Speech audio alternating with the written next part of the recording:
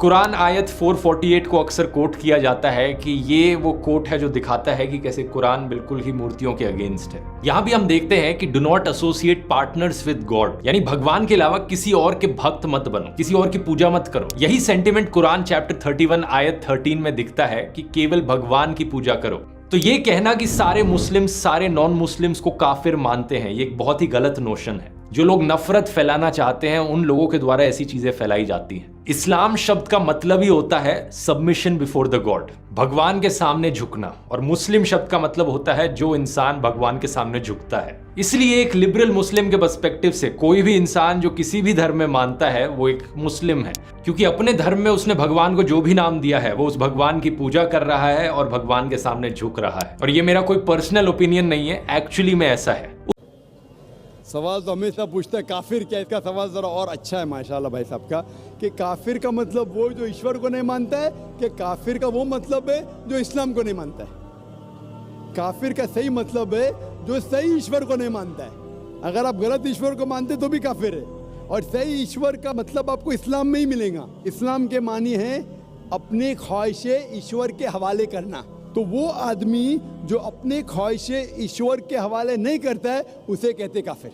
अगर एक शख्स कहता है मैं ईश्वर में मानता हूँ लेकिन ईश्वर की बात को नहीं मानता है तो भी काफिर होता है। आप समझ रहे ना? तो मुस्लिम का मतलब ये नहीं कि जिसका नाम सुल्तान है, जाकिर है, मोहम्मद है। मुस्लिम का मतलब वो शख्स जो अपने सारे ख्वाहिशें ईश्वर के हवाले करता है उसको कहते मुस्लिम, और जो अपने ख्वाहिशें ईश्वर के हवाले नहीं करता है और कहता है कि ज़रूरत नहीं है उसे कहते काफिर। तो अगर आप कहेंगे क्या मैं ईश्वर को मानता हूँ, बुत परस्ती नहीं करता हूँ, लेकिन फिर जो ईश्वर का कहना नहीं मानते और बोलते ज़रूरी नहीं है तो उसे कहते कुफ। कुफ अरबी लफ्ज़ है जिसे कहते छुपाना, टू कंसील, या रिजेक्ट करना, नहीं मानना। तो अगर आप ईश्वर की बात को भी नहीं मानते तो भी आप काफिर हो जाते। आप मतलब कोई भी शख्स ना, नाम चाहे अब्दुल्ला हो, सुल्तान हो, राजेश हो या रामू हो, कुछ भी हो, अगर वो ईश्वर की बात को झुटलाता है, रिजेक्ट करता है, उसे अरबी में कहते हैं काफिर। बेशक।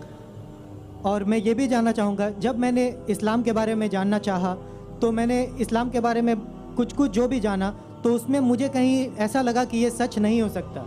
इसीलिए मेरा ये मिसकंसेप्शन है या ये सही है, मैं ये आपसे जानना चाहूँगा कि ऐसा माना जाता है क्या इस्लाम में कि जो इस्लाम को ना माने या जो काफिर है उसे मार दिया जाए, काट दिया जाए, उसके फैमिली को लूट लिया जाए? क्या ये किस हद तक सच है, और क्या उसको इस दुनिया में जीने का हक नहीं?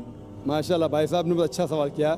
वो कहता है कि मुझे ये गलत फहमी है और लगता है कि गलत है कि इस्लाम में काफिर को मार देना चाहिए, काट देना चाहिए।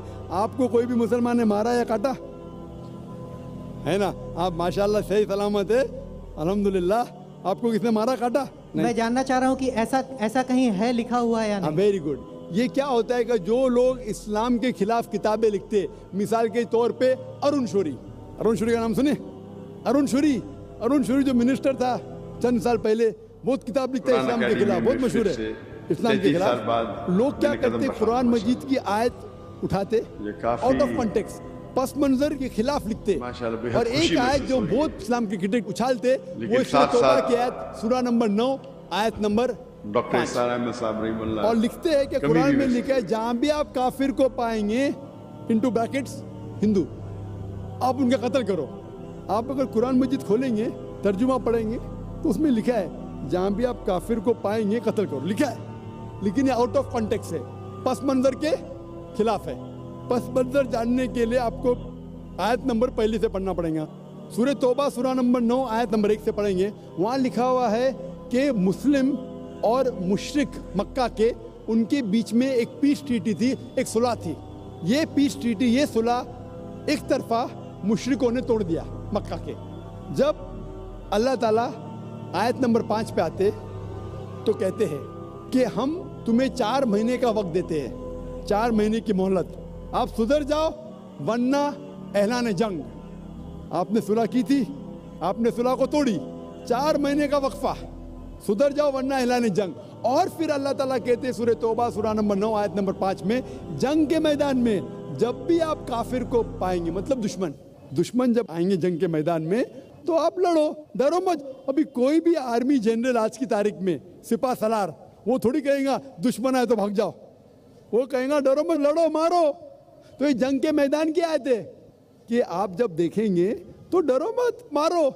जंग के मैदान में जब काफिर तुम्हें हमला करने आ रहे, मारो। और अरुण शूरी आयत नंबर 5 से उड़ी मारते आयत नंबर 7 में। उसने किताब लिखी वर्ल्ड ऑफ फतवास इस्लाम के खिलाफ। आयत नंबर 5 से जब मारते आयत नंबर 7 पे। 5 के बाद क्या आता है? 6 को खा जाते। क्यों?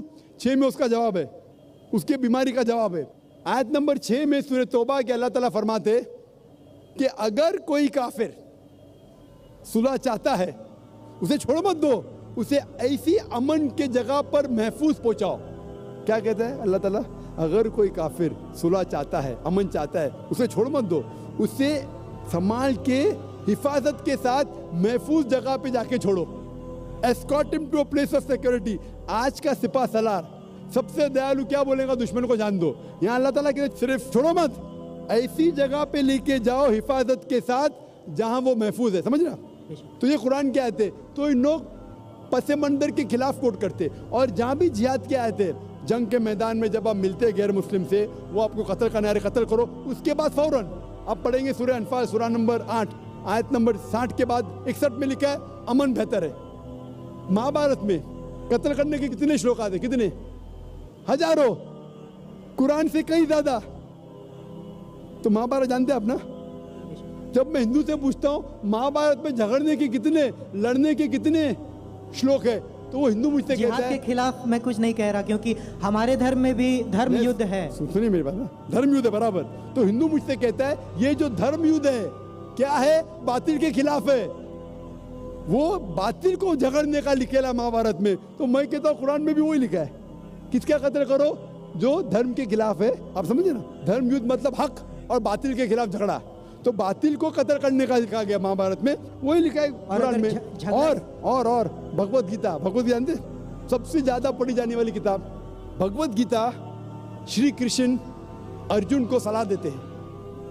अब जब भगवत गीता पढ़ते हैं चैप्टर नंबर 1 भाग नंबर 1 श्लोका नंबर 42, 43, 44, 45, उसके अंदर अर्जुन कहता है, झगड़ा होता है अर्जुन पांडवास और कौरवास। पांडवास 5 भाई, कौरवास 100 भाई। अर्जुन जंग के मैदान में हथियार को जमीन पे रखता है और कहता है मैं जंग के मैदान में निहत्था मरना पसंद करूंगा बनिस्बत अपने रिश्तेदार से झगड़ा करूं।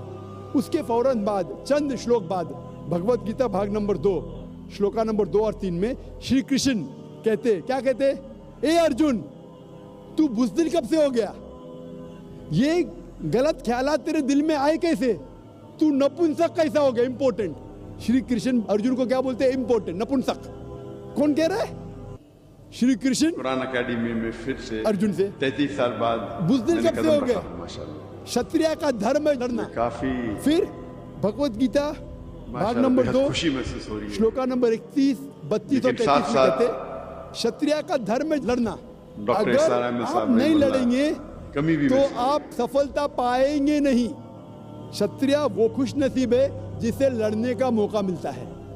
और अक्सर लोग कहते हैं, एतराज करते, इस्लाम के दुश्मन, क्रिटिक्स, हमारे अल्लाह के रसूल ने एक हदीस में कहा था कि जिहाद के मौके पे जब मुजाहिद जंग के मैदान में जाता है, उसका कत्ल होता है तो वो जाता है जन्नत में। लिखा है सही बुखारी में किताबुल जिहाद जिल्द नंबर 4 हदीस नंबर 46 कि जंग के मैदान में जब मुजाहिद जाता है, उसका कत्ल होता है तो वो जाता है जन्नत में। अगर वो जिंदा वापस लौटता है तो उससे दुनिया की दौलत मिलती है। अक्सर लोग बोलते कैसा मजहब है, लड़ने पे कत्ल करने पे जन्नत जाएगा, गलत मजहब है। लेकिन भगवत गीता पढ़ेंगे भाग नंबर 2 मंत्रा नंबर 37 श्री कृष्ण कहते हैं अर्जुन से, ए अर्जुन उठ के लड़। अगर तेरा कत्ल हो जाएगा तू स्वर्ग में जाएगा, अगर जिंदा वापस लौटेगा तो उससे दुनिया की दौलत मिलेगी। हू बहू जो अल्लाह के रसूल मोहम्मद सल्लल्लाहु अलैहि वसल्लम कहते हैं सही बुखारी में, वही भगवत गीता में लिखा है। तो अरुण शूरी जब तनकीद करता है कुरान के बारे में, उसने खुद अपनी भगवत गीता पढ़ा ही नहीं। अरुण शूरी ने महाभारत भी शायद नहीं पढ़ा। अगर महाभारत और भगवत गीता पढ़ा होता तो कुरान में मिस्टेक निकालता ही नहीं। अब समझ रहे? तो ये में मिस्टेक नहीं निकाल रहा। मैंने कब का आप निकाल रहे भाई? मैं अरुण शूरी की बात कर रहा हूँ, मैं अरुण शूरी की बात कर रहा हूँ। तो मैं आपको जवाब दे रहा हूँ, आपने बिल्कुल सही फरमाया कि ये गलत फहमी है कि लोग कहते हैं कि इस्लाम में लिखा हुआ है कि काफिर का कत्ल करो। ये कहाँ नहीं लिखा है? ये लिखा है जंग के मैदान में। तो आपने जो सवाल किया था कि कुरान में ऐसा नहीं लिखा है काफिर को कहाँ भी मारो, तो इतने मुसलमान आपको छोड़ते थे क्या? छोड़ते थोड़ी थे। ये गलत फहमी है, आप समझे ना? तो ये गलत फहमी है कि जहाँ भी काफिर मिले कत्ल करो, ऐसा नहीं। ये जंग के मैदान में जब आपको लड़ने के लिए आ रहे, आपको मारने के आ रहे, तो आप उनको मारो, ये है। Hope the answer the question.